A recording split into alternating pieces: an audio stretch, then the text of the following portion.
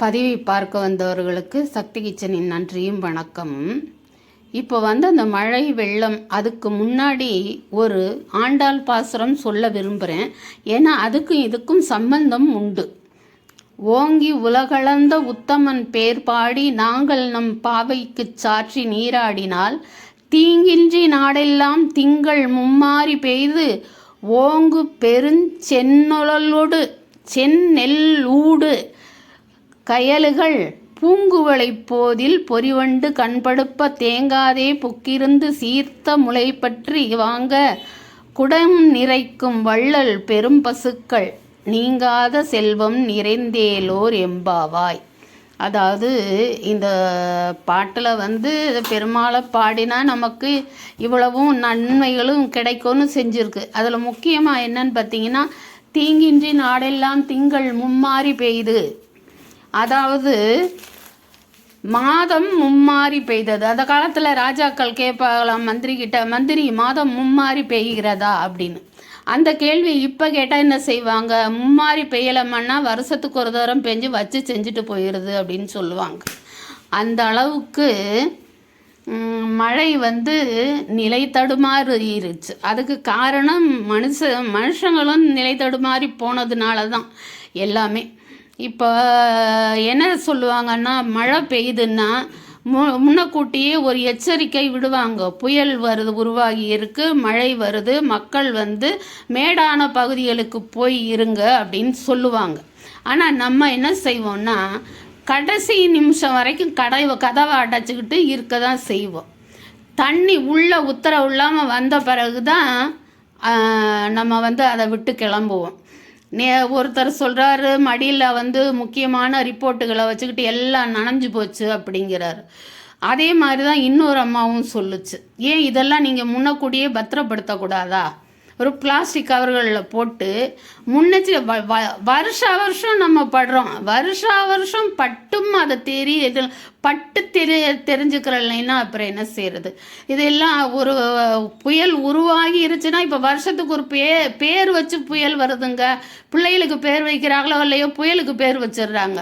அப்படி வருதுன்னு தெரியுது இல்லையா? வருஷம் படுறோம் இல்லையா? ஒருத்தர் சொல்கிறாரு 20 மாடு செத்து போச்சுன்னு சொல்கிறாரு. எவ்வளவு வருத்தம் அவருக்கு, தொழிலாதாரமே தொழிலே போச்சு, வீடே முழுகிருச்சுன்னு அழுகிறாரு. ஒரு ஆம்பளை அழுகிறாரு தொலைக்காட்சி நிகழ்ச்சியில். அப்படி இருக்கும்போது அது ஏன் அதையும் முன்னெச்சரிக்கை நடவடிக்கை நம்ம எடுக்க மாட்டோம்?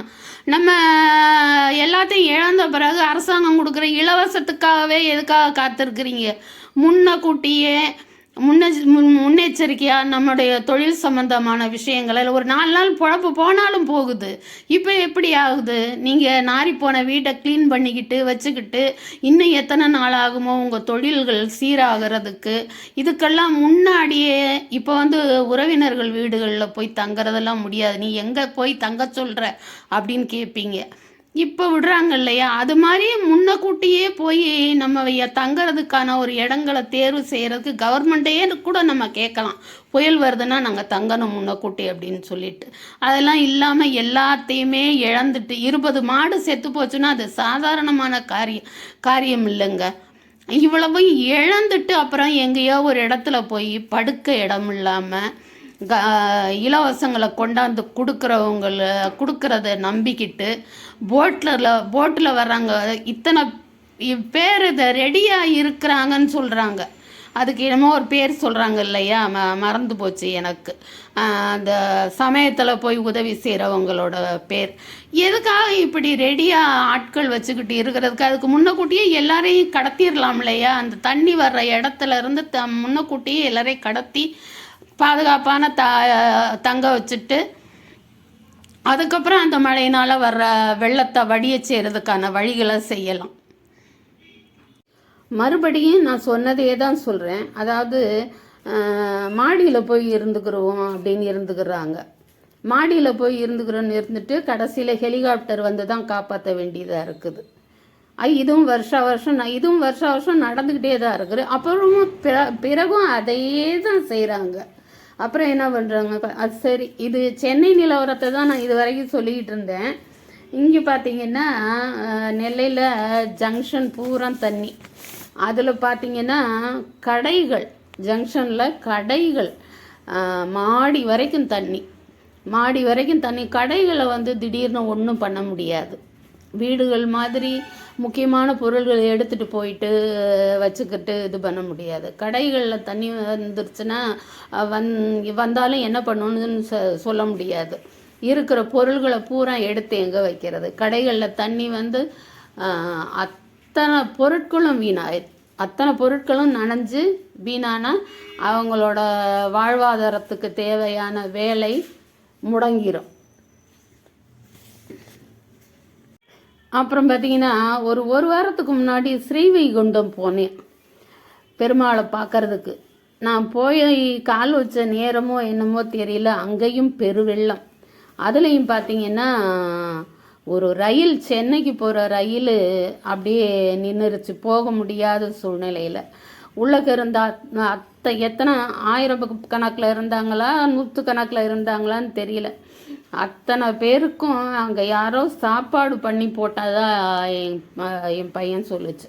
அத்தனை பேருக்கும் யார் யாரால் என்னென்னலாம் கொடுக்க முடியுதோ கொண்டு வந்து கொடுங்க அப்படின்னு சொல்லி சமையல் பண்ணி போட்டிருக்குறாங்க.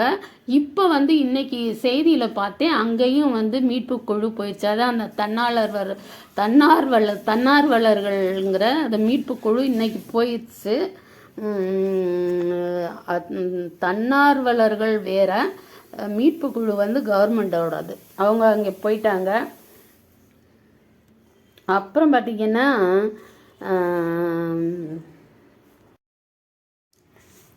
பார்த்திங்கன்னா காடுகளை ஆக்கிரமிக்கிறது, அப்புறம் யானை வருது பூனை வருது அப்படிங்கிறது, அது மாதிரி நீர்வரத்து உள்ள இடங்களெல்லாம் வீடாக்குறது, அப்புறம் தண்ணி உள்ளே வராமல் என்ன பண்ணோம். இப்போ யானை வர்றது கூட பெருசு இல்லை, நல்ல நகரங்களுக்குள்ளே முதல்ல வருதான். சென்னையில் ஒரு வாரம் அது வீடியோவில் முதல்ல வர்றதை பார்த்தோம். இப்போ ஏதோ ஒரு ஊரில் இந்த பக்கம் ஒரு முதலையும் வர்றதை பார்த்துருக்கோம். இந்த முதல்ல வர்றதுக்கு முதல்லையே நம்ம எச்சரிக்கையாக இருந்திருந்தோம்னா இந்த இடர்பாடுகளெல்லாம் சந்திச்சிருக்க வேண்டி இருக்காது இல்லையா? உட்காந்துக்கிட்டு புத்தி சொல்கிறது ஈஸி தான், ஆனால் எங்கள் நிலைமை உனக்கு தெரியுமான்னு கேட்குறது புரியுது. அன்றாடங்காட்சிகளுக்கு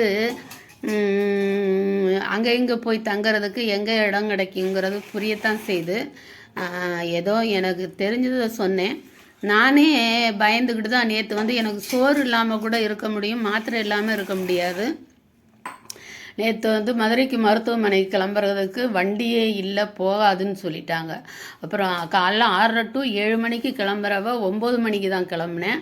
9 மணிக்கு கிளம்புன வண்டியும் வழி மாறி தான் போச்சு. ஏன்னா தண்ணி மெயின் ரோட்லேயே தண்ணி கிடந்ததுனால வழி மாறி தான் போச்சு.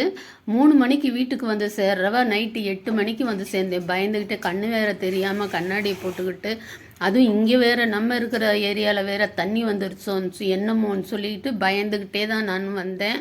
இது கொஞ்சம் மேடான பகுதிங்கிறதுனால தண்ணிலாம் இல்லை, ஏதோ ஓரளவுக்கு தப்பிச்சிருக்கிறோம். ஆனால் வந்து மழை இல்லை. ஆனாலும் இன்னமும் நம்ம எச்சரிக்கையாக இருக்க வேண்டியது அவசியம். ஏன்னா அடுத்தடுத்து புயல்கள் உருவாகத்தான் செய்யும். அப்படி சொல்லும்போதே கொஞ்சம் எச்சரிக்கையாக இருந்துக்கிறது நம்மோட கடமை. அப்புறம் கவர்மெண்ட்டையும் மற்றவங்களையும் குறை சொல்கிறது ஒரு தவறான செயல். இப்போ பேருந்துக்கு உள்ளேருந்து வானத்தை பார்த்தீங்கன்னா அப்படியே அங்கங்கெல்லாம் மேகம் கிடையாது, ஆகாயமே முழுக்க அப்படியே தண்ணியாக நிற்கிது. ஆகாயம் முழுக்கவே அப்படியே தண்ணியாக நிற்கிது. கொட்டுச்சுன்னா ஊரே தாங்காது. அந்த அளவுக்கு மழை நீரை சுமந்துக்கிட்டு அந்த ஆகாயம் பொறுமை காத்து நிற்கிதோ என்னமோ பாவம் புழைச்சி போகட்டும்னு சொல்லி அந்த மாதிரி வயல் வாய்க்காலில் கிடக்கிற தண்ணியெல்லாம் பற்றி ஒன்றும் பிரச்சனை இல்லை, அதெல்லாம் மறுநாளே வத்திரும். அதுக்கு விவசாயத்துக்கு அது ஆதாரமாகவும் இருக்கும். ஆனால் இருக்கிற இடங்களில் வந்து தண்ணி, மனுஷர்கள் இருக்கிற இடங்களில் தண்ணி வந்து இது பண்ணுறது தான் ரொம்ப கஷ்டமாக இருக்குது. சரி, என்னால் எனக்கு தெரிஞ்சதை என்னோடய சிஸ்டரிவுக்கு எட்டுனதை உங்ககிட்ட பகிர்ந்துக்கிட்டேன். வேறு எதுவும் இப்போதைக்கு உங்ககிட்ட சப்ஸ்கிரைப் பண்ணுங்கள், லைக் பண்ணுங்கள், கமெண்ட் பண்ணுங்கன்னு கேட்குற சூழ்நிலையிலலாம் நானும் இல்லை, நீங்களும் இல்லை. இதோட இந்த வீடியோவை முடிச்சுட்டு அடுத்த வீடியோ ஒரு நல்ல சூழ்நிலையோடு போடுறேன். நன்றி, வணக்கம்.